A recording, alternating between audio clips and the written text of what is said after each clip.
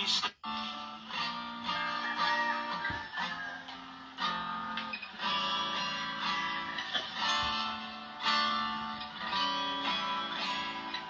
na nagbigay ng bagong buhay,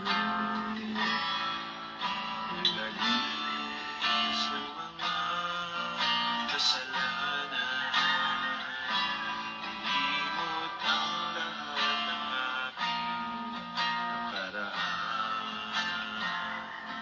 Bagong pag-asa sa akin ay ibinigay.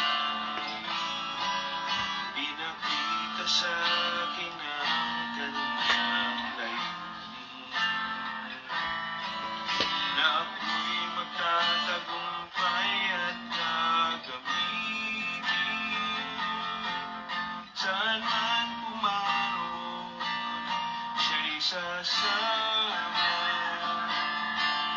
hindi iwan mag-isa.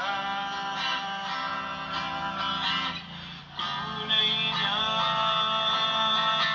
dakila ang Diyos na sa akin ay tumawag, binigyang pansin ang isang katulad ko.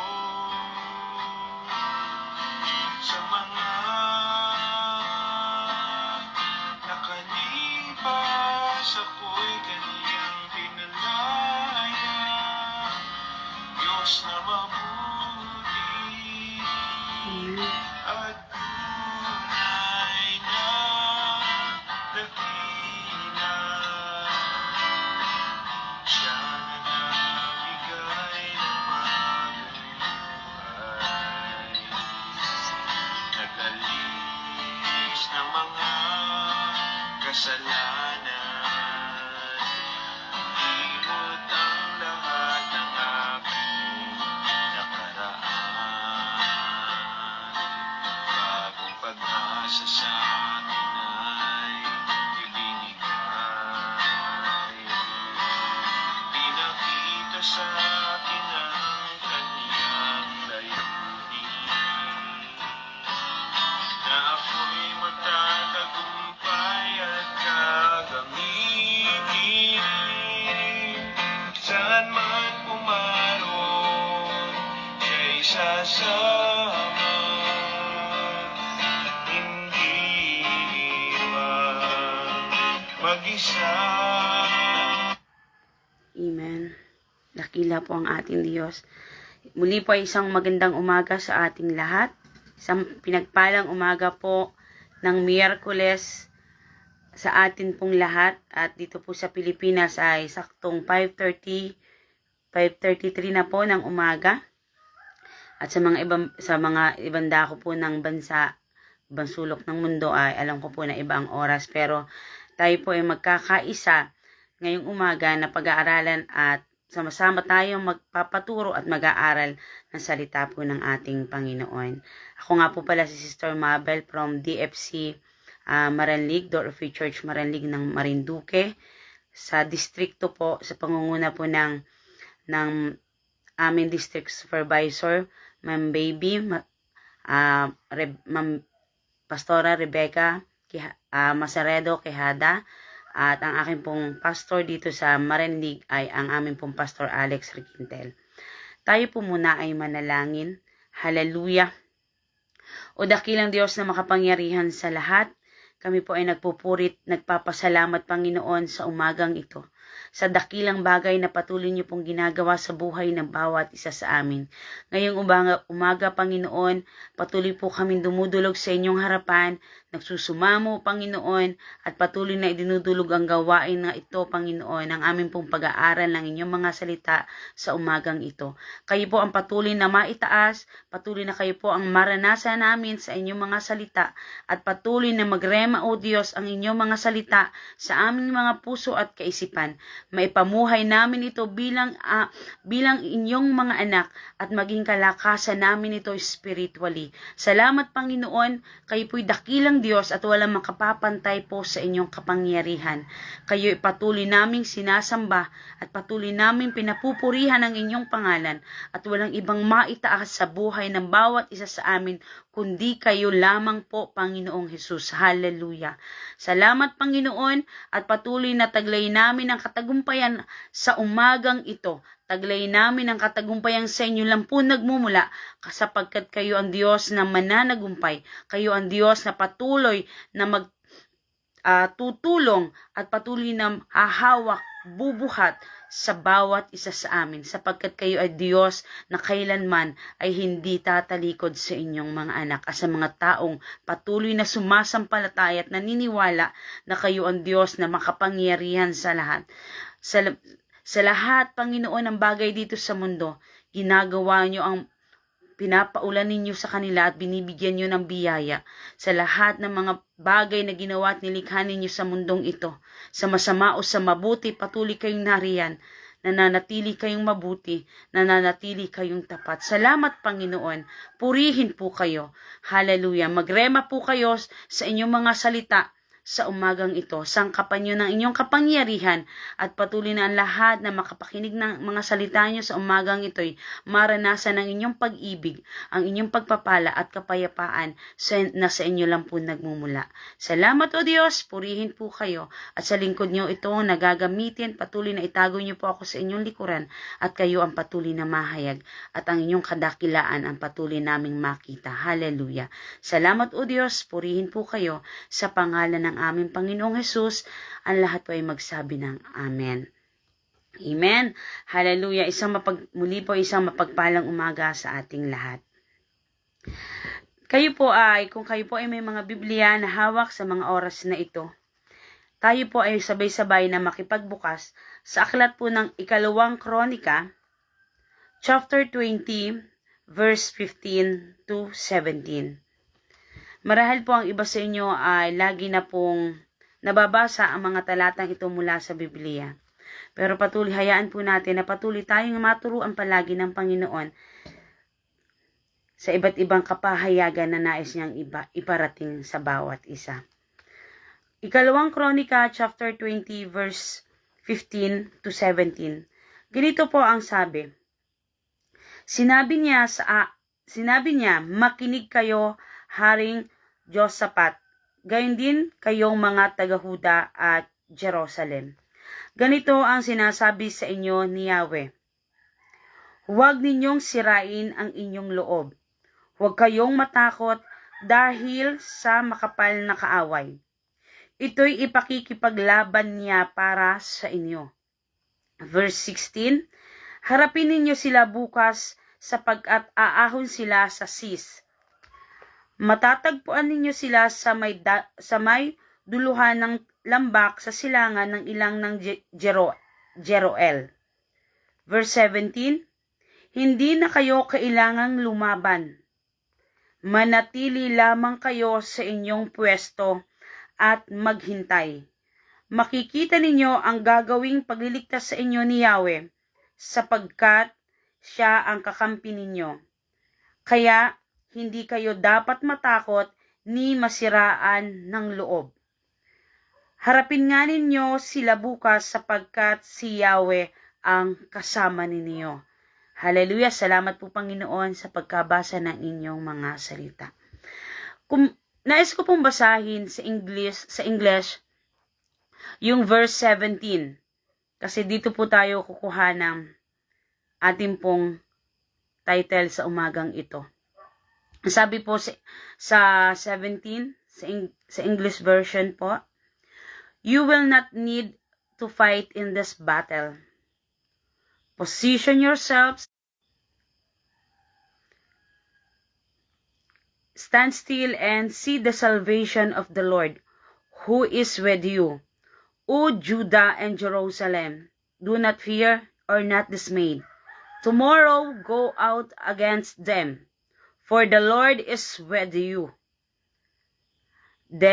Yun po ang sabi sa English. At ang ating pong pamagat ng pag-aaralan ngayon ay, For the battle is not yours, but God's. Amen? Sa pagpasok po ng bagong taon, taong 2026, itong bagong taon po ay, ito pong pagbasok ng bagong taon ay ako po ay nagmuni-muni at napatanong na po ako sa Panginoon. Parang habang nagmuni-muni po ako, nagpipray ako, sabi ko, naisip ko po, ano po kaya yung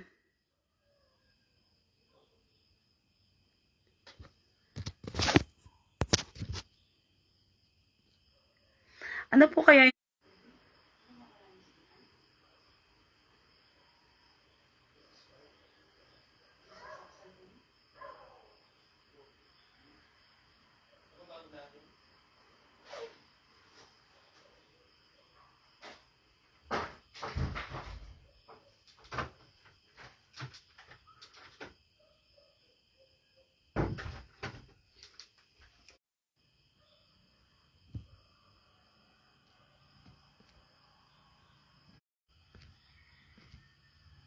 Amen. Pasensya na po kayo at medyo mabagal po ang signal ngayon dito sa amin at pasira-sira po tayo ng Amen. Hallelujah. Magpapatuloy po tayo. Medyo nag-restore lang po kami ng signal. Pahina-hina po ng signal dito sa amin. Sabi ko nga po, nung bagong taon po ay nagmumuni-muni po ako. At iniisip ko po na ano kaya ang pwedeng mangyari o bagong challenges na kakaharapin ko o ng pamilya ko ngayong 2026, ngayong bagong taon. At na-review at nagkaroon po ako ng agam-agam sa aking puso. Nagkaroon po ako ng takot. Sabi ko, Lord, wag naman po yung nakakatakot na pangyayari, parang ganon. Pero sa akin, siya po yung bahala sa pamilya ko at siya yung dahil siya po yung kasama namin. Sapagkat hindi po, sabi po ng Lord, hindi niya po ako iiwan. Amen? Ang Diyos ang makikipaglaban at hindi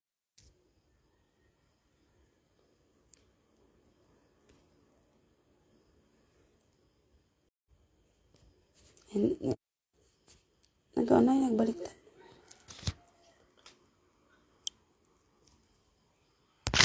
Amen? Puputol-putol po ang signal, pasensya na po, pero tayo po yung magpapatuloy. Ang sabi ko po kanina, ang Diyos ay makikipaglaban. Ang Diyos ang makikipaglaban at hindi tayo. Amen?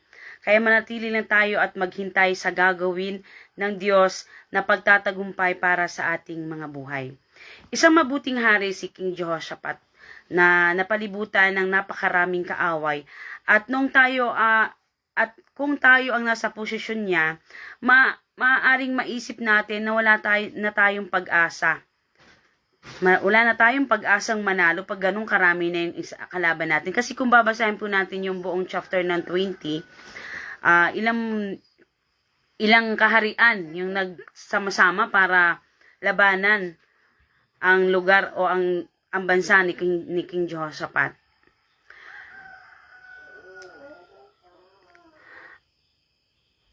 Pero hindi po nawala ng pag-asa si Jehoshaphat po. Hindi po siya nawala ng pag-asa. Sapagkat alam po niya na mananalo siya dahil ang Diyos ay kasama niya. Amen?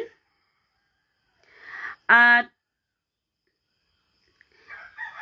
nanalo po sa madaling salita po, nanalo po sila dahil sa isang pangakong nagpatibay sa kanyang puso at nagdala ng tagumpay sa kanyang kaharian ay ang mga pangako ng Panginoon. Ang sabi nga po dun sa verse 17, uulitin po natin, stand still. Ang pangakong ito ng Diyos ay totoo, maging sa panahon natin ngayon. Maaaring nagbago lang ang mukha ng ating mga kalaban, maging ang estilo ng ating pakikipaglaban sa buhay na ito.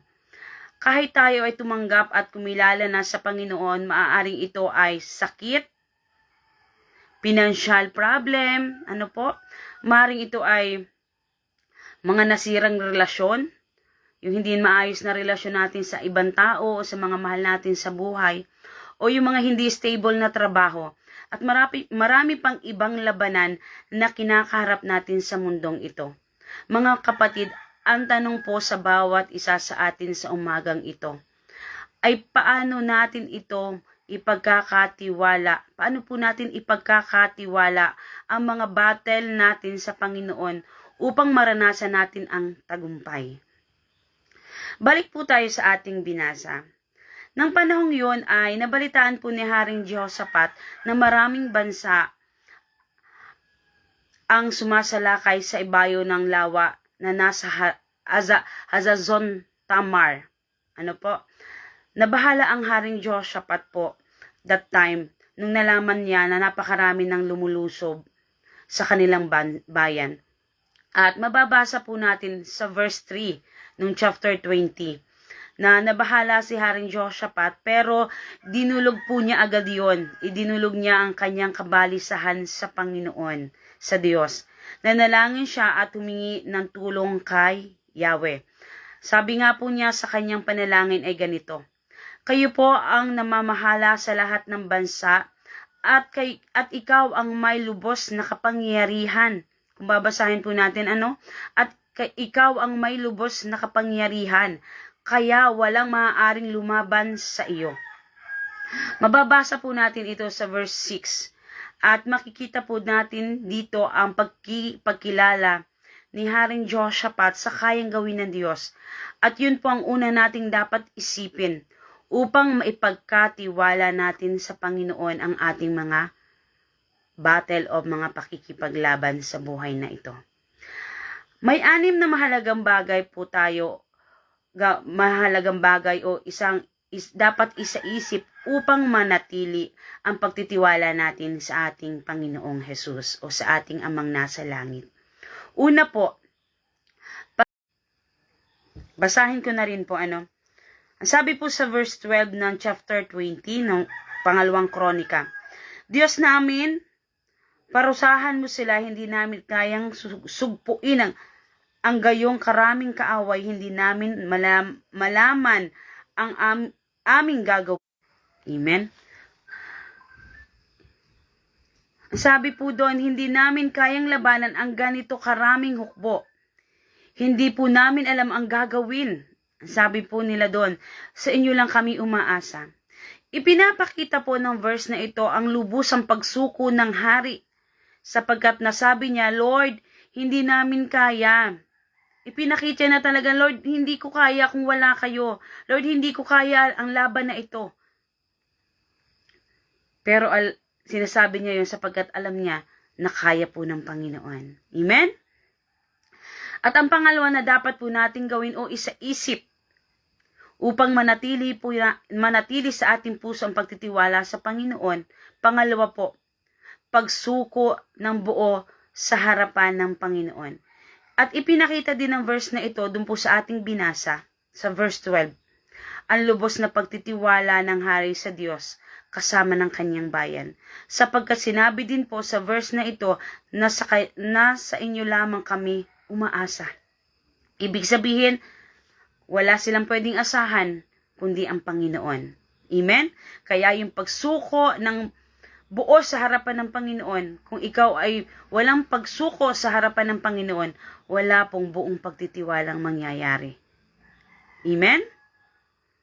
At wala pong mangyayaring aasa tayo sa Panginoon kung walang totoong pagsuko. Hallelujah. So, at ang pangatlo po, pagtitiwala ng buo sa Diyos. Ito pong tatlong ito, 1 and 2, ay halos ay magkakapareho. Pero nais ko pong i-emphasize na ang unang dapat natin gawin ay yung pagkilala sa kayang gawin ng Panginoon. At ang sabi ko nga po ay ang pangalawa ay ang pagsuko ng buo sa harapan ng Panginoon.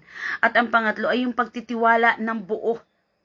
Yung magkaroon tayo ng strong faith sa Panginoon. At kung babasahin po natin iba pang mga talata, sila ay sama-samang dumulog. Makikita po natin yun sa verse 13. At ang pang-apat po ay sumamba ng may pagpapakumbaba. Amen? Kasi makikita po natin na nagpatira pa sila at sumamba kay Yahweh. Kung babasahin po natin yung verse 18. Yumuko si Josaphat at ang buong Juda at ang mga mamamayan sa Jerusalem at nagpatira pa at sumamba kay Yahweh. Amen? Sila po ay sumamba ng may pagpapakumbaba, nagpatira pa at sumamba po kay Yahweh. Amen? At ang panglima na kanila pong ginawa at dapat din po nating gawin at isaisip upang manatili tayo sa pagtitiwala sa ating Panginoon ay pagsunod sa ating Panginoon. Sinunod nila ang mga bilin ni Yahweh kung ano ang dapat nilang gawin upang magtagumpay sa laban na iyon. Unang bilin ng Lord na kanilang sinunod ay ganito. Ang unang bilin po ng Panginoon maging sa ating lahat, kahit sa panahon po nila at sa kapanahunan po natin ngayon, huwag kayong matakot ni masiraan ng loob, bagamat nung una na ay nabalisa ang hari, pero ipinagkatiwala niya agad iyon sa Panginoon at binigyan siya ng pangakong may katiyakan. At ito yun. At ito yung unang bagay na dapat po nating sundin. Ito yung panglima, pagsunod sa Panginoon. Yung huwag tayong matakot ni masiraan po ng loob. Kahit sa gitna ng pati na po ng buong bayan, yung ginawa nilang pagsamba at pagpapakumbaba sa harapan ng Panginoon. Na mayroong pagsuko, na mayroon silang pagtitiwala at sumamba sila ng sama-sama. Amen? At dahil po sa kanilang ginawang yon, tumugon agad ang Diyos sa pamamagitan ni Jahazael na anak ni Zacarias. Ang sabi ng Diyos sa verse 15 to 17, huwag kayong matakot ni masiraan ng loob dahil sa maraming kaaway. Ang Diyos ang makikipaglaban at hindi kayo. Amen? Napakasarap namnamin po ng talatang ito. At sa verse 17, hindi na kayo kailangan lumaban. Manatili lamang kayo sa inyong kinatatayuan at maghintay. Manatili, stand still. Ang nais po ng Diyos ay manatili lamang po tayo sa kanyang mga pangako at siya na po ang bahala sa lahat. At maghintay, ang sabi po doon. Makikita ninyo ang pagtatagumpay ni Yahweh para sa inyo. Amen? Yan ang tugon ng Diyos na may kasamang pangako at katiyakan. Pangakong may katiyakan. Amen? May assurance. Hindi pa man sila lumalaban, pero may katiyakan na ang kanilang pagtatagumpay, ang kanilang katagumpayan. Diba, ang sarap po na namnamin napakasarap pong namnamin ng pangako ng Diyos. Sapagkat ito ay may katiyakan na mararanasan po natin at hindi katulad ng mga promises o pangako ng mundong ito. Na kadalasan ay kabiguan ang mararanasan po natin. Ngunit kung pipiliin natin na ang Diyos ang makasama natin sa lahat ng laban ng ating mga buhay, matitiyak natin kapatid, asahan po natin na mayroon yung katagumpayan sapagkat ang Diyos ang lalaban para sa atin kung siya ang kasama natin. Amen? As a Christians, we're painfully aware that we're involved in a battle for our souls. Thankfully, we don't have to fight this enemy alone. Amen? Kung nahihirapan tayo, kumbaga sa mundong ito, maraming bagay po na pwede tayong maranasan na kasakitan, mga pagsubok. Pero isang bagay po ang maganda roon. May isang bagay po tayo at may isang bagay na pwede natin panghawakan at may katiyakan. Yun po ay hindi tayo lalabang mag-isa. Ilalaban po tayo ng Diyos at sasamahan po niya tayo. At pagtatagumpayan po niya tayo. Amen? Kung nahihirapan ka na sa lahat ng mga laban na mayroon ka sa buhay na ito, the Lord will fight for you. Yung feeling mo, pinuno ka na ng napakaraming problema, God will fight for you. Minsan naramdaman mo na aping-api ka na, tandaan mo kapatid, ang Diyos ang lalaban para sa iyo. Amen? Kung hindi mo na kaya yung sitwasyon na kinilalagyan mo ngayon, kapatid, ang Diyos ang magbibigay sa iyo ng tagumpay. Kung inaakala mo na talunan ka dahil naloko ka ng mga taong inaasahan mo sa buhay mo na ito, kapatid, tandaan mo, kung may pagtitiwala ka sa Diyos, hindi ka hayaan ng Panginoon na maging talunan. Hindi ka titingnan niya o titingnan lang na nilalapan ng leon at nanghihina. Kapatid, itatayo ka niya. Magtatagumpay ka kasi mahal ka niya. Once na nagtiwala tayo ng buo, nagsuko ng buo, sumamba ng buo sa harapan ng Panginoon, walang hindi na hindi ka magtatagumpay. Kasi mahal ka niya. The Lord will fight for you. Amen? Kaya siguro minsan hindi tayo, feeling lang na hindi tayo manalo sa laban. Kasi pinangungunahan natin si Lord, hindi natin siya sinusunod sa laban na dapat siya ang maglilid para sa atin. Let God fight your battles. Hayaan natin na si Lord ang mag-lead sa ating pakikipagbaka sa mga laban na mayroon po tayo. Kasi walang talo kapag si Lord ang nag-lead sa lahat ng pakikipaglaban natin na mayroon tayo sa buhay na ito, sa mundong ito. Marami tayong pakikipagbaka. Kahit tayo po ay matatagal ng Kristiyano, kahit tayo ay mga Kristiyano na hindi natin pwedeng takbuhan yung mga challenges o yung mga test o yung mga pagsubok na kinakaharap natin sa mundong ito kasi nandito pa tayo. Pero ang isang bagay na maganda ron, may katiyakan at may katagumpayan sa pangako at sa biyaya po ng ating Panginoon. Amen? Ang kailangan lang po natin gawin, siya yung mag-lead. Hayaan natin na siya yung mag-lead para sa atin. Sundin natin yung nais niya para tayo po ay magtagumpay. Amen? Ibang kaparaanan ang ginagamit ng Diyos sa pakipaglaban. Hindi po tabak. Hindi po matitipon ng sundalo ang inilagay niya sa unahan ng hukbo. Noong nakipaglaban po sila Haring Jehoshaphat, kung makikita po natin ang pag-aaralan ng buong chapter nun. Kundi ang mga awit at habang daan ay umaawit sila sa Panginoon. Ganong leading ng pakikipaglaban po ang ginawa ng Lord. Ang sabi po sa awit nila sa verse 21, kung babasahin po natin, purihin si Yahweh, pag-ibig niya tunay, laging tapat kailanman. Kaya ang pang-anim na dapat po natin dandaan at pinakahuli na dapat natin gawin ay magpuri sa Diyos. Naalala ko po ang sabi ng isang lingkod ng Diyos nung napapunta po dito sa lugar namin, dito sa Marinduque. Ang sabi po niya at natandaan ko po ito, the secret of success is to praise and worship God. Yeah, at yes po, at amen na amen po tayo doon.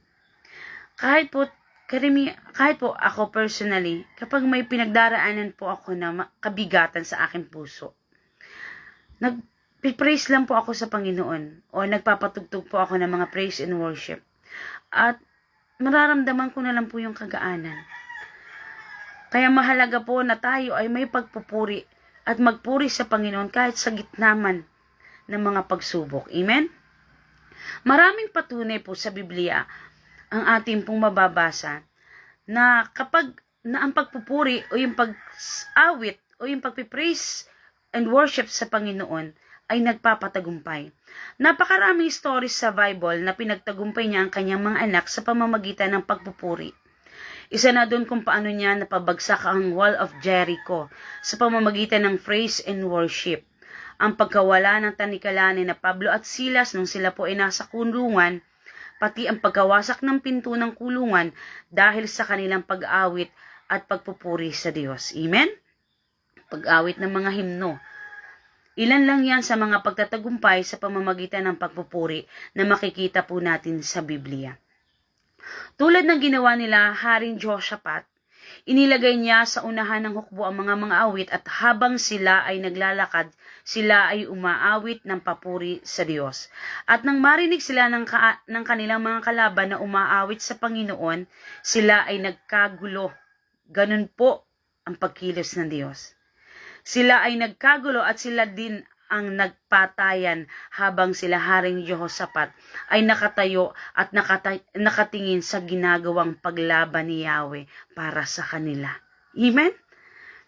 Wala silang ibang ginawa kundi ang kilalanin ang kayang gawin ng Diyos. Pagsuko ng buos sa Panginoon, pagtitiwala ng buos sa Diyos, pagpapakumbaba sa harapan ng Diyos, pagsunod sa Panginoon at pagpupuri sa dakilang Diyos. Yun po ang 6 na bagay na kanilang ginawa at 6 na bagay na dapat po nating isaisip at dapat nating gawin. Amen? Ang Diyos nila Haring Jehoshaphat noon at siya rin pong Diyos natin ngayon. Kung paano niya napagtatagumpay ang sa kahangahangang paraan sa anumang uri ng labanan ang mga anak po niya noon. Kapatid, ganon din niya po tayo pagtatagumpayin sa panahon natin at sa buhay po natin ngayon. Ang labanan na mayroon tayo ay hindi lang sa ating laban. Tandaan po natin yon. Laban po yan ng Diyos at hindi siya papayag na maging talunan tayo. Mananagumpay tayo sapagkat siya ang ating Diyos. Amen po ba? At bago po ako magtapos sa pag-aaral po natin ngayong umaga, nais ko pong magpatotoo at gagawin ko na pong short story ito, ang isang patotoo. Isang patotoo po ito ng isang dakilang bagay na ginawa ng Diyos sa aming pamilya at sa aking buhay. Ang totoo po niyan ay lula pa po ako sa pakiramdam sa mga oras na ito dahil sa puyat. At tulad po ng sabi ko kanina ay nagmuni-muni po ako nang bago pumasok ang bagong taon ng 2026. At na-rebuke nga po ako doon ng Panginoon at ipinaalala niya sa akin na hindi ko yung problema. Kanya yun at siya ang bahala doon. Ang dapat ko lang gawin ay manatili sa Kanya. Amen? At parang at inilagay po sa akin ng isip na kumbaga isinaisip po sa akin ng Panginoon na siya ang bahala. Kahit kasama ko po siya at kasama siya ng aking pamilya. At yun nga po nag-uumpisa pa lang po ang taong ito, ang bagong taon ng 2026 ay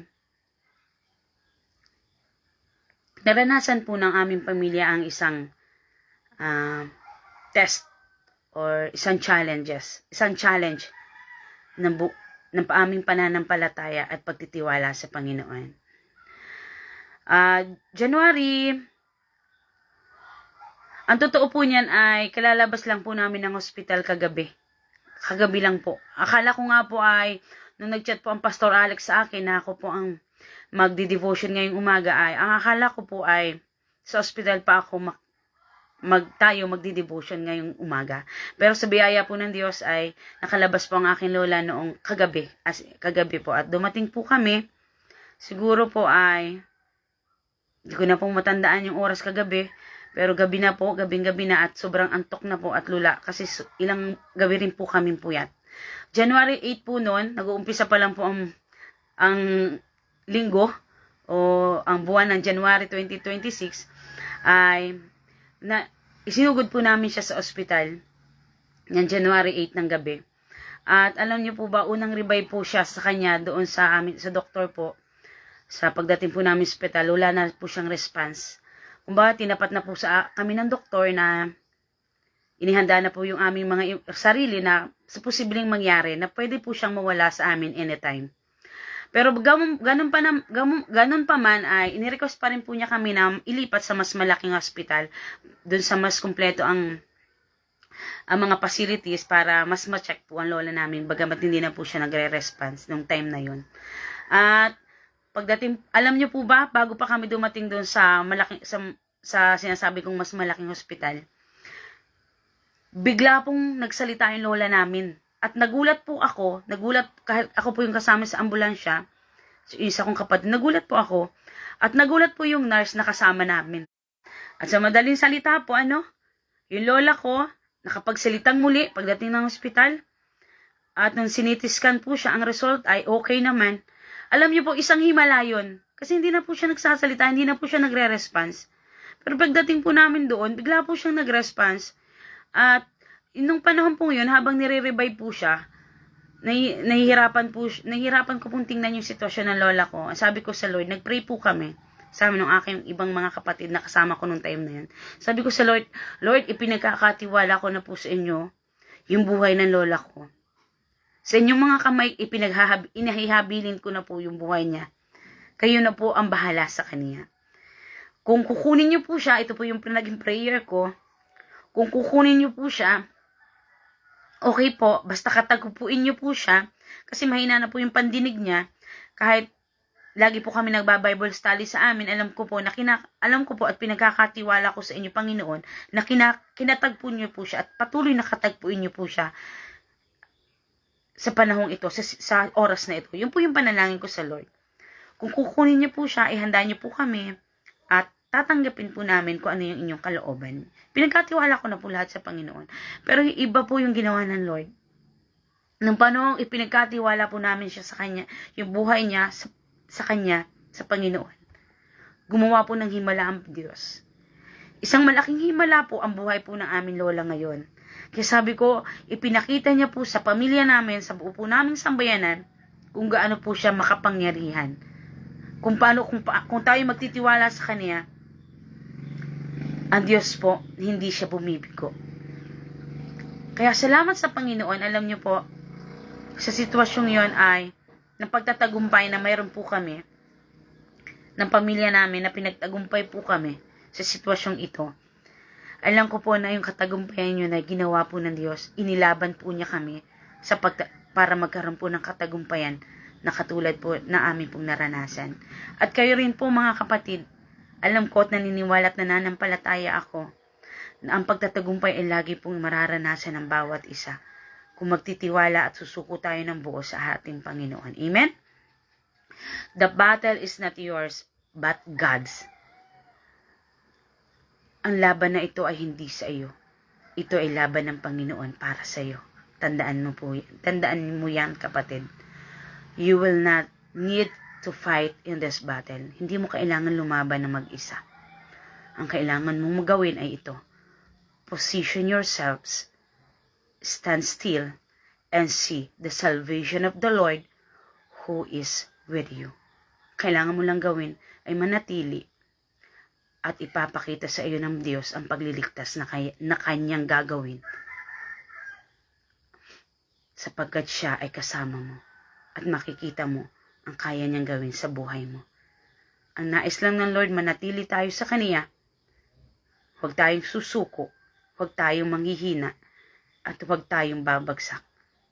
Dahil ang nais ng Lord, ilalaban niya tayo sa pagtatagumpay na nais po niya sa buhay ng bawat isa sa atin. Muli po ay magandang umaga at tayo po'y pagpalain ng Panginoon. Tayo po'y manalangin. Hallelujah. Hallelujah. O dakilang Diyos na makapangyarihan sa lahat, kami po'y nagpupuri at nagpapasalamat sa inyong kadakilaan sa umagang ito. Kay tunay at tapat na Diyos, kung paano niyo pinagtagumpay ang inyong mga anak noon, alam po namin na ang inyong mga anak na nagtitiwala sa inyo ngayon at humihingi at umaasa lamang ay sa inyo, ay pagtatagumpayin niyo. Wala pong imposible sa inyo. Sa lahat, Panginoon, na mga anak niyo na makapakinig ng inyong mga salita sa umagang ito, na may mga pinagdaraanan, may mga battle sa kanilang mga buhay. Lord, ang dalangin po namin, pagtagumpayin niyo po sila. Bigyan ng kapayapaan ng kanilang mga puso. Tulungan na magtiwala at sumuko sa inyo ng buo. Tulungan na magpuri sa gitna, Panginoon, ng mga pagsubok, ng mga kabigatan. At Lord, alam po namin na wala po kaming ibang mapanghahawakan kundi ang inyong mga pangako. Tapat kayong Diyos na patuloy na nangako at patuloy na umiibig at patuloy na humahawak sa buhay ng bawat isa sa amin. Kaya Diyos, umagang ito, pinagkakatiwala po namin sa inyong mapagpalat makapangyarihang kamay ang aming mga agam-agam ang lahat ng aming mga pinagdadaanan, sapagkat kayo ang Diyos na magpapatagumpay sa aming mga buhay. Salamat, Panginoon. Patuloy na kayo po ang aming dinadakilat, sinasambat, niliwalalhati ang inyong pangalan. Salamat, O Diyos. Alam po namin na hindi niyo po kami iiwan, hindi niyo po kami pababayaan. Salamat Salamat sa inyong pag-ibig, sa inyong walang hanggang pagyakap sa bawat isa. Salamat, Panginoon. Hallelujah. Kaya sa umagang ito, kami po'y nagtitiwala at nananampalataya na kami ay pinagtagumpay nyo na at pagtatagumpayin pa sa maraming laban ng aming mga buhay. Salamat, O Diyos. Patuloy na ang kapayapaan ay aming maranasan. Patuloy na ang inyong pag-ibig ay patuloy na maramdaman ng mga taong lumuluha, ng mga taong nanghihina. Sila inyo pong palalakasin, pagpapalain, higit pa sa kanilang inaasahan, higit pa sa kanilang iniisip ay inihiling ang kaya nyo pong ipagkaloob sapagkat kay dakila, tapat na nangako sa bawat isa sa amin. Salamat, Panginoon. Purihin po kayo. Sa inyo po ang pinakamataas na papuri, pagsambat, pagdakila sa tanging pangalan ng aming Panginoong Hesus. Amen. Sa Diyos po ang papuri. Ang lahat ng pagsamba at pagdakilay sa Diyos lamang po. In the mighty name of our Lord and Savior Jesus Christ. Amen. Muli po, maraming salamat at mapagpalang umaga po sa ating lahat. Sa Diyos po ang lahat ng papuri.